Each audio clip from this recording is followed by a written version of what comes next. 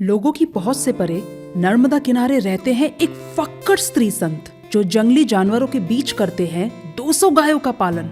डर को डर लग जाए ऐसी निर्भीकता है इनमें, और प्रेम ममता इतनी कि सांप भी अपना हिंसक स्वभाव छोड़ देते हैं इनके प्रेम के आगे। नर्मदा तट पे जहाँ इनका आश्रम है वहाँ कई अदृश्य योगियों का वास है, और जैसे नर्मदा मैया बोलती हैं यहाँ, ये है मेरे गुरु प्रेरणा मूर्ति भारती श्री जी। इनके काम करने के तरीके बड़े निराले हैं। नर्मदा मैया पे इनकी इतनी आस्था है कि मुझे नर्मदा जी की सेवा करने का निर्देश दे। 8 महीने न मुझसे बात की, न ही अपने आश्रम में आने दिया, न ही ये बताया कि नर्मदा जी की आखिर मैं कौन सी सेवा करूं, ताकि अब मुझे सब कुछ नर्मदा मैया स्वयं बताए और मैं धरती पे नदी के रूप में एक महाशक्ति को पहचान सकूं। मुझे नहीं पर श्री जी को पता था मैया खुद मुझे अपने रास्ते चलाएंगी। आज 8 महीने नर्मदा किनारे घूमने के बाद मुझे मौका मिला है मेरे गुरु के चरणों में फिर आने का। आज भी नर्मदा के तट पर इतने ऋषि मुनि तपस्या में लीन हैं कि उनके करमंडल से करमंडल मिले हुए हैं। अगर तिल का एक दाना भी गिरता है तो वो उसी करमंडल में गिरता है, नीचे नहीं गिरता है। ये साक्षात सिद्ध देवी हैं। आपको नर्मदा किनारे इन नदियों से बात करते देखा है प्रभु जी। आपको मेरे YouTube चैनल पे सुन होश उड़ जाएंगे कि नर्मदा मैया ने कितने हीरे छुपा रखे हैं अपने तटों पे। सबसे पहले प्रभु जी बहुत बहुत आपका आभार प्रणाम कि आपने ये मौका दिया। अगर आज आप मुझे ये समय नहीं देते, 8 महीने मेरा नर्मदा मैया के किनारे घूमना व्यर्थ हो जाता। बड़े से बड़े संत जो नामी है जो अनामी है सब ने इंटरव्यू दिया, पर मेरे लिए सबसे ज़्यादा कठिन और सबसे ज़्यादा जो मैं नर्वस हूँ, मैं मेरे गुरु को बोलते हुए सुनते हुए इस वक्त जो मेरी स्थिति है मैं बयान नहीं कर सकती, क्योंकि जिन्होंने मुझे बनाया वो ये है।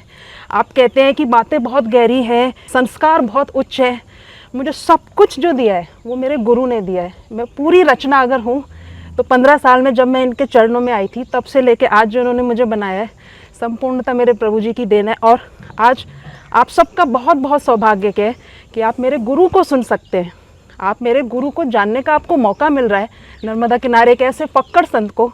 ये आपका बहुत बहुत सौभाग्य है। आप समझ नहीं सकते आज आपको क्या मिलने वाला है। तो प्रभु जी सभी दर्शकों की ओर से आपको बार बार और बहुत बहुत प्रणाम। सबसे पहले तो जितनी भी महिमा व्यक्तियों की गाई जाती है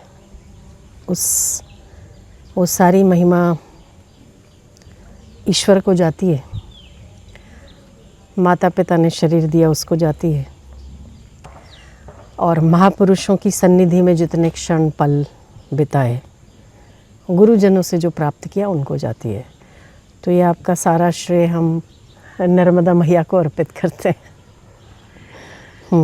प्रभु जी मुझे एक बात की बहुत हैरानी है कि आपने इतने बीहड़ जंगल, यहाँ तेंदुए हैं, इधर अजगर है, सांप है, इन सबों के बीच में आपने इसी स्थान को क्यों चुना, और यहाँ पे आप 200-250 गौओं का पालन कर रहे हैं, जबकि बड़े बड़े पुरुष संत भी ये हिम्मत नहीं कर सकते। देखिए कभी कभी किसी स्थान का चयन हम नहीं करते, वो हमारा चयन करती है। ईश्वर की व्यवस्था होगी, या यूँ कहो कि मैया ने हमारा चयन किया होगा। तो आज के पहले भी कई लोगों ने इस स्थान को लेने का बड़ा प्रयास किया। फाइनल तक की बात हो गई, और उसके बाद कुछ ऐसी घटनाएं यहाँ पर घटी उनके साथ कि वो लोग उल्टे पैर भागे। क्यों हुआ कैसे हुआ ये नहीं पता, पर इतना पक्का पता है कि मैया उसका चयन करती है और स्थान भी उन व्यक्तियों का चयन करता है। तो इस धरती ने मुझे चुना है, मैंने नहीं चुना। तो जी जो आश्रम में समर्पित रहते हैं साधवियाँ बच्चे, उन्होंने कईयों ने मुझे बताया कि जब 4 बजे उठ के यहाँ पे साधना करते हैं, कई बार किसी को किसी योगियों के दर्शन, कुछ आकृतियाँ दिखना। और मैं मेरा निजी अनुभव बताऊँ कि यहाँ एक पेड़ है आपकी कुटिया के पास, बिल्कुल ठीक एक संध्या काल में जब मैं वहाँ से कभी भी गुजरी हूँ अकेले या मेरे साथ लड़कियाँ होती है, वहाँ पे जैसे कोई आलू तल रहा हो, ऐसी एकदम ताज़ी ताज़ी कढ़ाई से निकाली करछी की सुगंध आती है। तो ऐसे ऐसे यहाँ पे जो अनुभव चमत्कार है ये क्या है प्रभु जी? देखो ये चमत्कार केवल यहाँ पर नहीं है, नर्मदा क्षेत्र ही पूरा चमत्कारिक है कि आज भी नर्मदा के तट पर इतने ऋषि मुनि तपस्या में लीन हैं कि उनके करमंडल से करमंडल मिले हुए हैं। अगर तिल का एक दाना भी गिरता है तो वो उसी करमंडल में गिरता है, नीचे नहीं गिरता है। इतने लाखों की तादाद में इस क्षेत्र में तपस्वी लोग तपस्या करते हैं। पर हाँ, जिस यहाँ पर आने के बाद जो अनुभूतियाँ मुझे हुई हैं, उससे निश्चित रूप से ये कहा जा सकता है कि इस क्षेत्र की रक्षा सिद्ध पुरुष ही करते हैं, संतों की कृपा करती है। और हाँ, जो लोग सुबह 4 बजे उठते हैं उन्हें कई अनुभव होते हैं, अंतः प्रेरणाएँ भी होती हैं। जिनको आध्यात्मिक रुचि है उन लोगों को, कई परिक्रमावासी यहाँ पर आते हैं तो उनको ये स्थान बहुत ही शांतिपूर्ण, आध्यात्मिक चेतना को जगाने वाला और पूरी तरह ये कहा जाए कि दिव्यता का अनुभव इस स्थानों पर होता है। वैसे नर्मदा के कई क्षेत्र हैं जहाँ पर इस प्रकार के अनुभव होते हैं, पर हमारे लिए ये सबसे उत्तम है क्योंकि यहाँ का जो लोकेशन है वो, हम यहाँ खड़े रहते हैं तो वेद व्यास जी, कहा जाता है वेद व्यास जी के लिए व्यासोच्छिष्टम जगत, सारा जगत ही ज्ञान के मामले में व्यास का उच्छिष्ट प्रसाद है। जितने भी गुरु हैं, जितने भी महापुरुष हैं, जो कुछ भी दे रहे हैं वो कहीं ना कहीं भगवान वेद व्यास जी का उच्छिष्ट प्रसाद दे रहे हैं। वही वेद व्यास जी जिन्होंने 18 पुराणों की रचना की, उनकी तपस्थली यहीं सामने है। उन्होंने ही भागवत की रचना की और उनके पुत्र जो सामने हैं, उन्होंने भागवत की कथा, पहले कथाकार वो रहे। तो हमारा सौभाग्य ये सबसे ज़्यादा है कि हम उस जगह पर बैठे हैं जहाँ पर सुबह उठते ही भगवान वेद व्यास जी की तपस्थली और सामने शुकदेव जी की तपस्थली के दर्शन होते हैं। हम इन दोनों के मध्य में हैं और हमारे पीछे गैया मैया है। इसीलिए ये और ज़्यादा सोने पर सुहागा है कि नर्मदा मैया की उपस्थिति है, वेद व्यास जी की तपस्थली है, शुकदेव जी की तपस्थली और साथ में गैया मैया है। तो इस स्थान को और ज़्यादा दिव्यता प्राप्त होती है। इसीलिए मुझे लगता है कि इससे उत्तम कुछ भी नहीं है। प्रभु जी, ये कैसे मैंने रिसर्च किया, नर्मदा जी यहाँ से 90 किलोमीटर आगे सागर में मिल जाती है। और जो मैंने देखा है, दुनिया भी जानती है, दुनिया में जितनी भी नदी है स्टार्टिंग पॉइंट पे तो बहुत शुद्ध होती है, पर शहर, जंगल, गांव, मेट्रोपोलिस सिटीज़ को पार करते करते वो इतनी प्रदूषित हो जाती है कि उसमें स्नान क्या, वो जल पीने लायक भी नहीं बचता है। तो यहाँ से सागर केवल 90 किलोमीटर बाकी है जहाँ मैया सागर में मिल जाती हैं। एंडिंग पॉइंट होने के बावजूद भी ये जो यहाँ का नदी किनारा है वो अमरकंटक की तरह एकदम शुद्ध और वाइब्रेटेड है। ये कैसे प्रभु जी एंडिंग पॉइंट पे? नर्मदा जी खुद तपी हुई हैं, वो रोज तपती हैं, है ना। जैसे जहर माँ पी लेती है पर बच्चों तक वो नहीं पहुँचने देती, ऐसे गायों के 4 पेट होते हैं, वो प्लास्टिक खाती है। आजकल तो बहुत ही कचरा खाती है जो कि बहुत दुखद है। मैया के लिए भी, ये मैया के लिए भी करना चाहिए, उसके मैया के लिए भी करना चाहिए। पर वो प्लास्टिक का जो जहर है वो अपने दूध में नहीं आने देती, ये उसका बच्चों के प्रति वात्सल्य है। मेरा मानना है कि इस मैया का भी अपने बच्चों के प्रति इतना वात्सल्य है कि वो अपने आप को ही तपा तपा के शुद्ध करती रहती है। एंडिंग पॉइंट पे होते हुए भी प्रभु जी इतने शुद्ध हैं। प्रभु जी, आप नर्मदा मैया से जुड़ा अपना कोई अनुभव बताना चाहें, आश्रम को लेके या निजी जीवन? मैया के अनुभव तो मेरे पास बहुत सारे हैं, कहने को तो बहुत सारे हैं। मुझे तो जो कुछ भी प्राप्त हुआ है वो मैया की कृपा से बहुत कुछ प्राप्त हुआ है। कहने को मेरे पास शब्द नहीं है, शायद मैं कहूँ तो शब्द कम पड़ जाएं। पर वो कहते हैं ना, गूंगे ने गुड़ खाया। जब गूंगा गुड़ खाए और पूछे कि गुड़ कैसा था, तो कहा नहीं जा सकता कि गुड़ का स्वाद क्या था। पर हाँ, कई प्रकार के संतों के दर्शन, कई प्रकार की अनुभूतियाँ यहाँ पर प्राप्त होती रहती है। साधकों को लेने वाला चाहिए, और जो कुछ भी आप मांगते हो सब मैया देने में समर्थ है। ये साक्षात सिद्ध देवी हैं, हर मनोकामना को पूरी करने वाली। और सबसे ज़्यादा अगर कुछ इसके पास है तो वो है आनंद, शुद्ध आनंद, सात्विक आनंद, प्रेम और वात्सल्य सबसे ज़्यादा मैया के पास है। तो उसका अनुभव करने के लिए तो थोड़ा सा चलना ही पड़ता है। परिक्रमा करने वाले कई संत महापुरुष परिक्रमा करते हैं।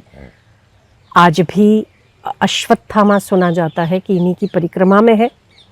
ऋषि मार्कंडेय भी इन्हीं की परिक्रमा में है। कई बड़े बड़े महापुरुष इनकी परिक्रमा करते हैं। प्रभु जी, एक चीज़ देखिए कि इतना जंगल में एकांत में आश्रम है, यहाँ पे पुरुष भी आने को डरे, यहाँ आपने आश्रम बनाया है। और सबसे हैरानी की बात कि आपके आश्रम में मैक्सिमम सब काम मैं लड़कियों को करते देख रही हूँ, मैनेजमेंट से लेके संचालक, गाय पालना, गाय चराना, पूरा रसोई संभालना, और भी कई सारे चीज़ें हैं, ड्राइविंग वगैरह। तो आप लड़कियों को इतना ज़्यादा आगे करने में, उन्हें मजबूत बनाने के पे जोर क्यों देते हैं? इसके पीछे आपका विजन क्या है? तो लड़कियां पीछे क्यों रहनी चाहिए? इसके पीछे क्या रहस्य, मतलब इसके पीछे का क्या विजन है? एक्स्ट्रा एफर्ट लगा के उनको बढ़ाने के पीछे क्या तो रीजन अच्छी बात है ना, अच्छी बात है। आजकल कहीं लड़कियां शिकार हो रही हैं व्यभिचार का, कहीं लड़कियां नज़रों का शिकार हो रही है। वहाँ अगर हम लड़कियों को मजबूत बना रहे हैं तो गलत तो है नहीं, अच्छा ही है, सामना कर सकती हैं। हाँ, मेरा मानना है कि प्रेम से स्त्री पति की, बेटे की जूती भी उठा सकती है ना। पर अगर गलत चीज़ कर दी गई तो वो जूती बन भी सकती है। वो पैर की जूती है, लोग मानते हैं, ठीक है, पर वो तब तक चरण दबाती हैं जब तक कि उसको प्रेम है, जब तक उसका सम्मान है। सम्मान उसका वही है, वो मानती है कि मेरे पति की सेवा करना मेरा धर्म है। पर जब उस चीज़ का दुरुपयोग होने लगे तो वो जूती भी तो लगा सकती है ना। तो व्यवहार स्त्रियों को सीखना ही चाहिए। ऐसा नहीं है कि महत्वाकांक्षी बनके पति का अपमान करना, महत्वाकांक्षी बनके अपने कर्तव्यों से च्युत हो जाना। वहाँ पर भी बराबर होना चाहिए, पर साइमल्टेनियसली वहाँ पर भी वैसा होना चाहिए जैसा एक स्त्री को चंडिका का रूप भी है और दुर्गा का रूप भी है। तो कहाँ क्या होना चाहिए, केवल स्त्रियों को ये समझ आ जाए तो मुझे लगता है कि पुरुष वो नहीं कर सकता है जो स्त्रियां कर सकती हैं। हाँ, कैसे? मैं अगर एक एग्जांपल दे दूं, शारीरिक बल में तो पुरुष ज्यादा मजबूत है। शारीरिक बल सब कुछ नहीं होता है ना। अच्छा, अब मेरी एक बात का जवाब आप लोग देंगे कि भगवान विष्णु के पास कौन सा शस्त्र है? सुदर्शन। ठीक है। शिव जी के पास कौन सा शस्त्र है? त्रिशूल। ठीक है। कृष्ण के पास कौन सा शस्त्र है? सुदर्शन। हनुमान जी के पास कौन सा शस्त्र है? गदा। राम जी के पास कौन सा शस्त्र है? धनुष। मतलब हर देवता के पास एक एक है, ठीक है। जब असुरों का नाश करने की बारी आई और हाहाकार मचा था धरती पर, देवता गए थे भगवानों के पास कि अब इनका नाश कैसे हो। तब भगवान ने स्मरण किया मातृशक्ति का, ठीक है, और वो प्रकट होती हैं। हर देवता केवल एक एक आयुध से संपन्न है, पर जो दुर्गा है उसके पास 10 आयुध है। वो कैरी करने की ताकत एक माँ में ही हो सकती है। बिल्कुल प्रभु जी। हर देवता एक शस्त्र के साथ आपको दिखेगा, पर माँ 10 शस्त्रों के साथ एक साथ दिखेगी। उसमें वो कैपेसिटी है ना कैरी करने की। इसीलिए सबने अपना अपना एक आयुध दिया है, ऐसे ही तो नहीं दिया है। तो वो 10 आयुधों को साथ में रखकर भी समझदारी के साथ किसको मारना है और किसको नहीं मारना है, उस समझदारी के साथ बैलेंस रह के 10 आयुधों का उपयोग करती है, वो एक माँ हो सकती है। हम भूल गए हैं, बाकी माँ में क्या नहीं है सोच भी नहीं सकते आप। प्रभु जी, आज जो देश की लड़कियां अपनी इतनी बड़ी ताकत भूल के रील्स में कम कपड़े पहन के और उछलंकपना करके, देखो वो हमारे वेस्टर्न कल्चर का एक प्रवाह है जो कि हम भूले हैं, नहीं भूलना चाहिए। इस बात में मुझे कुछ धर्म के लोग बड़े अच्छे लगते हैं। 2.5 महीने की बच्चियां होती है, उनको हिजाब पहना देते हैं। हमारे पूछने पर वो ये जवाब देते हैं कि 2.5 महीने की है तो क्या हुआ, उसे आज से पता होना चाहिए कि उसको हिजाब पहनना है। पर हमारे माता पिता ये कहते हैं कि छोटे कपड़े पहनकर हमारी बेटी मॉडर्न लगेगी। मॉडर्न बिल्कुल नहीं लगेगी। यही मॉडर्निटी किसी दिन माता पिता के सिर पर बैठ के नाचेगी, पता नहीं चलेगा। इसीलिए हमें हमारे संस्कारों में रहना चाहिए, हमारे ट्रेडिशन में रहना चाहिए। जो हमारे ट्रेडिशन में है वो शायद ही किसी और मजहब में होगा। जो बात हमारे मजहब में है, जो हमारे धर्म में है, वो किसी और धर्म में नहीं है। बस वही बात है कि जैसे सौतन कोई लाता है पिता अपने घर में, तो सौतन माँ की गोद में बैठना और अपनी माँ की गोद में बैठना कितना फ़र्क है, उतना ही फ़र्क हमारे धर्म की गोद में बैठकर जो शांति और सुकून है वो शायद सौतन माँ की गोद में बैठकर नहीं मिलता है। वो किसी भी दिन उतार के फेंक देगी, पर हमारी माँ, हम कभी भी किसी भी मुसीबत में होंगे हमें गले लगाएगी। तो ये हमारी माँ है, इसका आदर करना चाहिए, इसका सम्मान होना चाहिए। चाहे आप कितने मॉडर्न हो जाओ, काम तो आपको आपकी माँ ही लगेगी ना।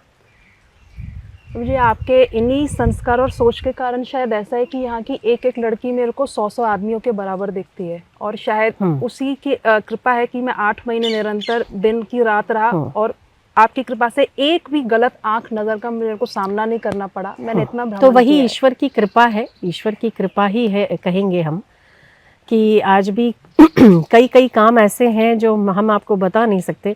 कई काम ऐसे हैं जो केवल पुरुष ही कर सकते हैं, पर वहाँ पर शाम को भी अकेले लड़की चली जाती है और सब लोग देखते रह जाते हैं, काम करके वापस आ जाती है, फिर भी वो उतनी ही मजबूती के साथ।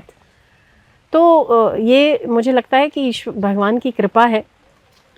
थोड़ा सा बल जो बहनों में आता है, तो हम ये बहुत गर्व के साथ कहते हैं कि जो भाई नहीं कर सकते हैं वो यहाँ की बहनें कर लेती हैं। प्रभु जी, मेरा एक आखिरी प्रश्न, यदि आप अनुकूल हो इसका उत्तर देना चाहें। आपका जीवन बहुत ज़्यादा संघर्षमय देखा है।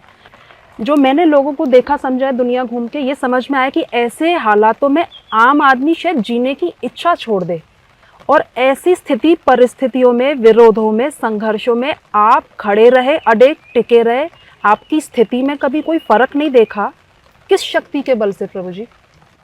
है ना, परम शक्तिमान सबसे बड़ा शक्तिमान तो परमात्मा है ना।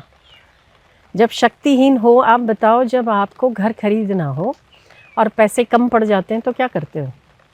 बैंक से लोन, है ना। जिसके पास जो है, बैंक के पास उसका खजाना है। आप जब घर लेते हो, पैसे कम पड़ जाएं तो आप बैंक के पास से उधारी ले लेते हो, ठीक है। तो महान शक्तियों का खजाना अगर कोई है तो वो परमात्मा है। वो परमात्मा को साथ रखा जाए तो शायद मुझे लगता है कि शक्ति कम नहीं पड़ती है और बढ़ती है।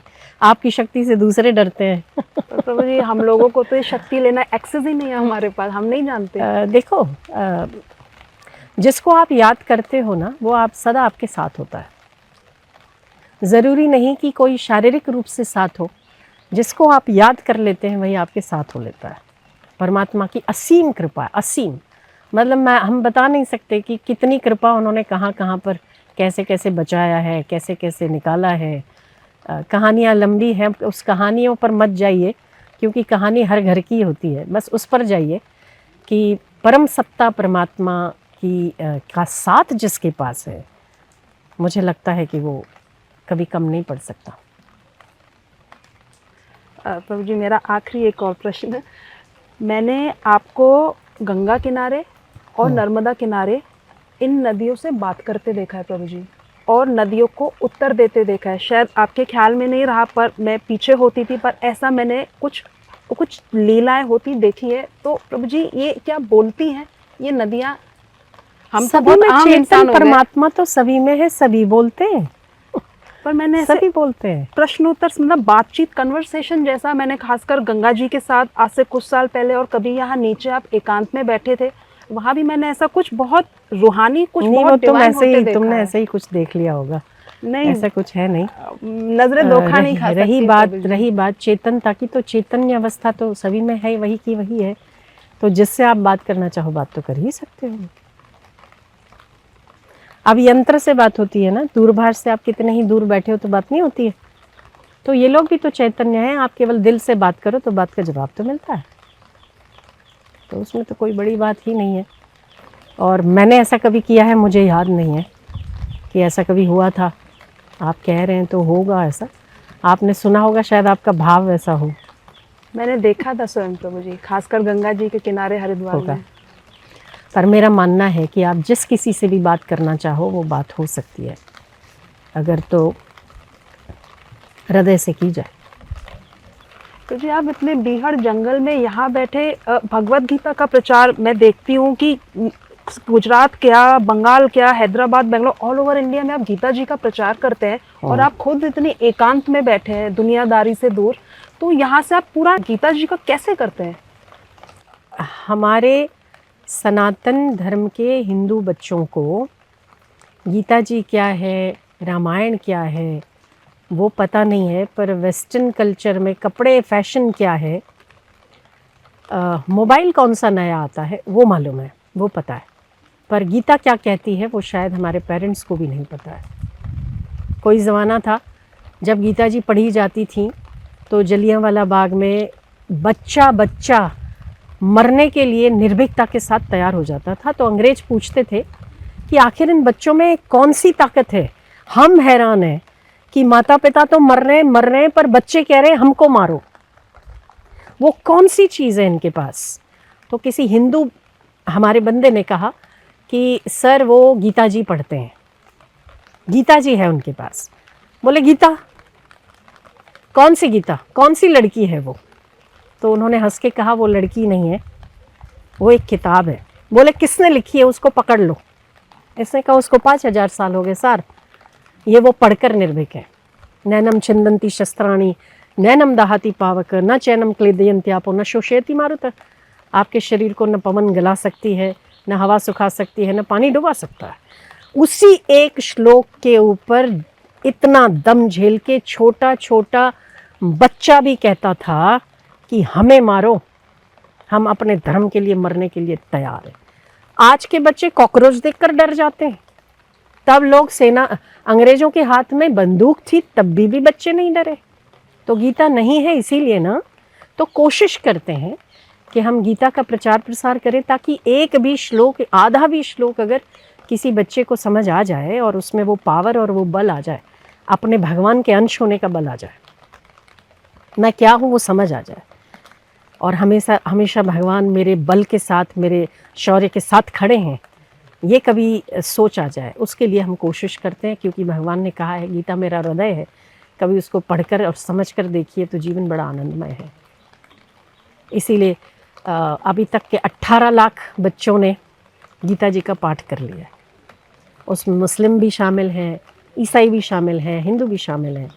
और मज़े की बात है कि आज भी उन नियमों का पालन करते हैं। कॉलेजेस में, स्कूल में आज भी गीता जी का पाठ हो रहा है, होता है।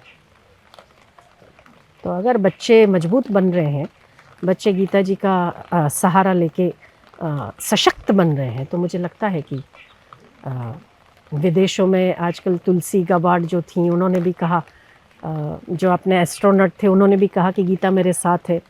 बराक ओबामा भी हनुमान चालीसा रखते हैं, और हम लोग जो रखते हैं वो अलग चीज़ें रखते हैं, और वो लोग रखते हैं, वो हमारी गीता जी रखते हैं, हनुमान चालीसा रखते हैं।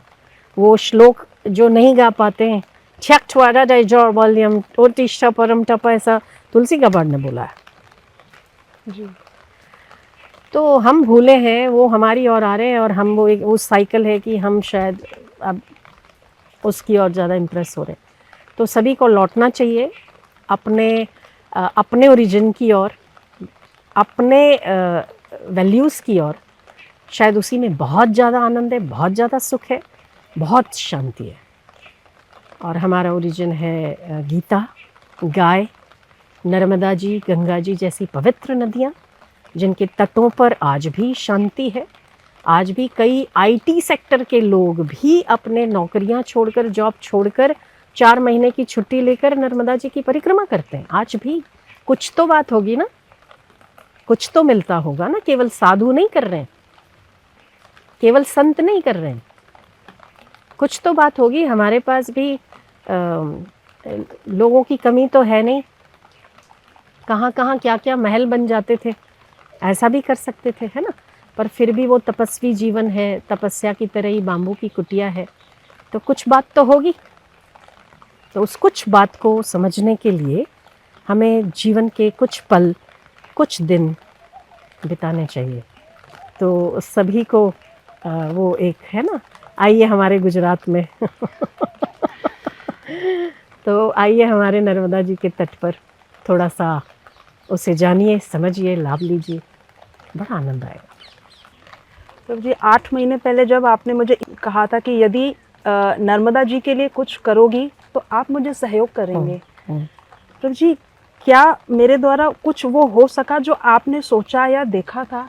क्या कुछ मैं थोड़ा भी आपकी सेवा में कर पाई? नर्मदा जी के महिमा से ज़्यादा गाने के अलावा तो मैं क्या ही कर सकती थी, वो इतनी देखो अपार करवा है। रही है वो, मैंने तो केवल डायरेक्शन दिया।